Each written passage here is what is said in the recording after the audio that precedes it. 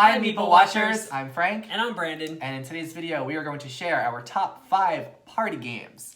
So, we have played a whole bunch of board games over the past year. We have immersed ourselves into this board game world. And in that process of playing nearly 60 games, we have come up with some good party games that we've been able to explore. So I don't know about you, but party games, I would say, before I learned about the whole tabletop world, I would just play party games. You know, there was like Apples to Apples, and then What Do You Meme? And I actually loved those games when they came out.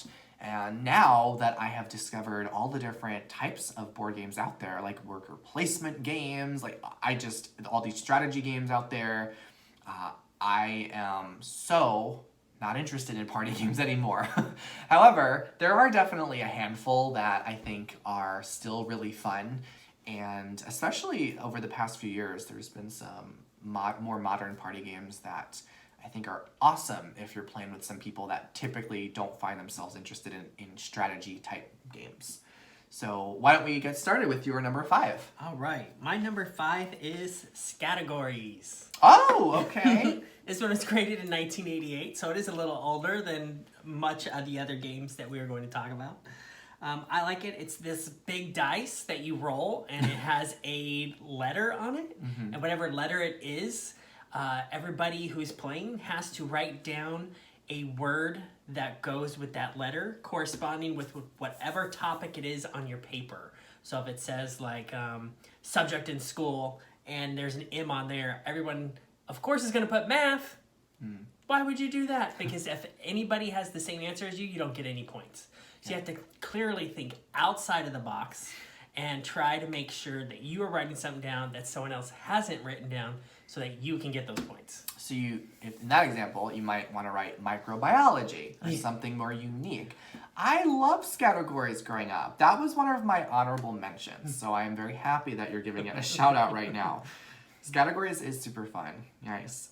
All right, so for my number 5, I chose a game called Red Flags. So this came out in 2015. One of our friends brought it over for a game night, and it is so funny. We were cracking up the whole time. So basically, you are trying to convince, there's a judge every single round. And it's similar fashion to Apples and Apples and What Do You Meme, where everyone's submitting cards and they're picking the funniest card. I think this is a more creative game because there is some strategy to it, because for each judge, you're trying to present and sell why your date is the best date to have. However, there's 2 positive cards and there's 1 red flag card. So you might think that you are have this most amazing date ever. Who would not want to date them? But then those red flag cards are so wild and creative that it could really throw anyone off. And you've got to use some storytelling to explain why your date would be the best one and convince the judge to not get too distracted by the red flag. So for example, you might have a card that says, they're a famous chef, and a card that says that they are amazingly loyal, which are wonderful things. But then you might get stuck with a red flag card that says, and they're also on death row. So you need to build a case for why that person is the one to go with, and the judge will choose of all of the different options that were presented, and you just get a point each time your person was selected. So that is my number 5, Red Flags. Super fun, very creative, awesome game to play with a group of friends. That is a fun game. Yeah. I can totally remember that when you started explaining it. We were cracking up. Just those red flag cards are just so random. They're so random. Yeah, I remember us laughing when we get some of those. Yeah. So my number 4 is The Mind. And this is a fun game. You play between 2 to 4 players, and you play your cards in ascending order.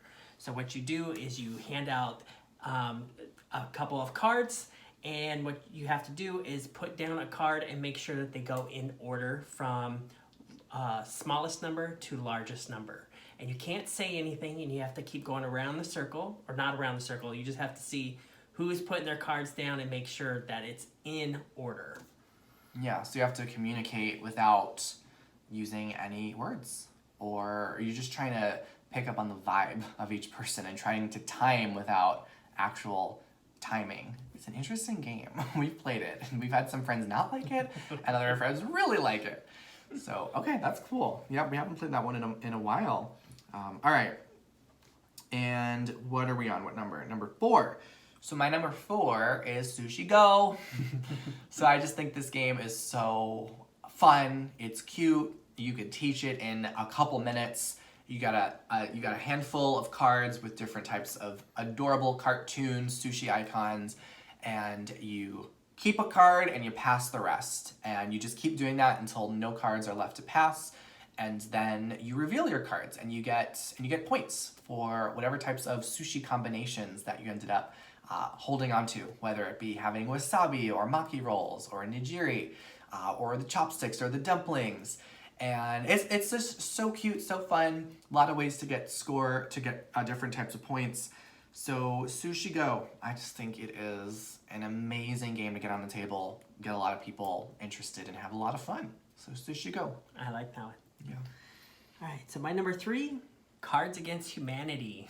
Oh, wow. This one's in 2009. I like this one. It's hilarious. Yeah. It's a lot of like hand management. This reminds me of the one that you were describing earlier, where you get these cards and you have to, all your opponents, they put a card down and you have to pick which one is the most funniest. Yeah. I haven't played that in a long time, but that is a funny game. Yes, and it's funnier when you're drinking too.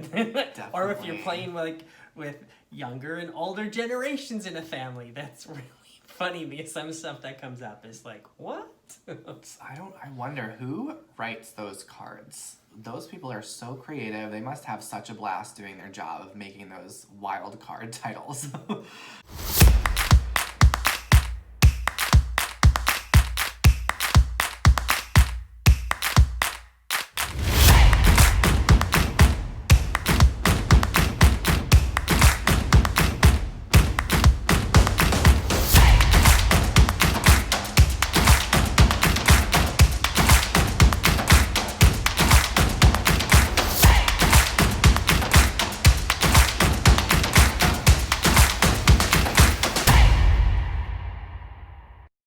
All right, so my number 3 was Exploding Kittens. I think that this game is it's so intense. It's kind of like a Russian roulette type game where you go around and every player has to one at a time pick a card from the top of the deck. And sometimes you don't want to pick a card because when you reveal an exploding kitten card, then you could be eliminated from the game. So whenever one of those cards comes up, you must have a diffuse card in order to put out the kitten and keep yourself in the game. But basically, every player gets eliminated one by one by one until there's no players left besides the winner. So the different pictures on these cards are very creative, very fun. I know that there's an NSFW version of the game, and I just appreciate the creativity and how wild this game could be. It's easy enough to just get people interested and get going rather quickly. I feel like there's some elements of Uno in this game because you could skip players, you could change the order around, and you just never know when the next exploding kitten's gonna come up. And sometimes you just the pressure's so on because you gotta draw a card, but you hope it's not the kitten card. And every time you keep going and there's a kitten that's not drawn, you know that it's right around the corner. So this game's just a lot of fun, and whoever thought to have a theme like this is just brilliant. Kittens that just have all these different weird attributes, and you just basically trying not to have the exploding kitten come kill you. Just who thinks of this stuff? Anyway, it's a really fun game. Yes, and I agree with you totally. It is my number 2. Oh, awesome. So yes. And I don't know what else I can add to that because that was a great cool synopsis of that. All right, so then my number 2, this is a game that we don't really hear about. It's called the Voting Game. So we own it, and I don't even remember how I ended up getting this game. So I actually own the NSFW edition. And sometimes the NSFW editions, they're kind of lame. But in this version, I actually think it's funny. So the gameplay is very simple. there's just a different question card, and it's like, who is the person in the group who's most likely to blank? And everyone has to vote for someone in the group, and there's really like no losing this game. We just play for fun. It's a great game to do with people that you've known really well. So I played this with my middle school childhood friends, and oh my gosh, it has created so many fun laughs. But also, if you kind of know some people, I think it'd still be really fun, because you just kind of make these innocent assumptions about people, and it could just bring out people's personalities. So you definitely do not want to play this game if you are on the sensitive side. You've got to just let your ego aside, because there's just some really hilarious cards. Like, I just pulled out a handful right here. So like, who's the most desperate to get laid? So everyone in the group would have to vote for that person. Who would make the most friends in hell? Who clears their browsing history the most often? So those are on the more moderate side in terms of the raunchiness. Some of these cards would not be appropriate to say on camera. But if you got a friend group and you love, if you're just very unfiltered people, there's just total transparency with one another. You're okay letting loose and just playfully teasing one another. I have had such a blast playing this game, the voting game. So that is my number 2. All right. My number 1 is Codenames. Codenames. So that is my number 1 too. Woohoo! Yeah. All right. So we had 2 that were the same. That's fun. So yeah, this is one that kind of also got us into tabletop games as well. Yes. It came out 2015. It is currently ranked the number 2 party game on Board Game Geek, and I absolutely understand why. So basically, there's 2 teams. There's going to be a red team and a blue team. 25 cards on the table. Each card has a different word on it, and they're all just random nouns. So like, this one says nut. This one says date. There's just all these random words. And basically, on your team, you have someone who is giving a clue, and then the rest of your team must guess which words you're trying to point your team to guess. So there's a little bit of a trick to this, because when you're giving the clue, you don't want your team to guess the other player's cards. So basically, there are red and blue cards, but only the clue giver knows which cards are which. Everyone else just sees these neutral colored cards on the table. So you want to make sure that your team is guessing cards that are on your side, so red or blue. And when your team guesses all of your cards, they get all the code names, you win. But there's also an assassin card that's thrown in the midst of the game. So if your team guesses the assassin card, you automatically lose and it's game over. So it's really fun, because you've got to come up with, when you're giving the clues, you've got to come up with clues that your team would understand. So I love the psychology in this game, where you've got to know your team and kind of guess where their mind would go if you were to give them a certain clue.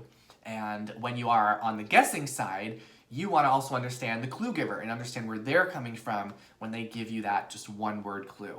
So, super fun game. It is, and you can play with an almost unlimited number of people. That's true. Yeah, it's just awesome. You could have so much variety. Every game, there's a different variety of words that will come out.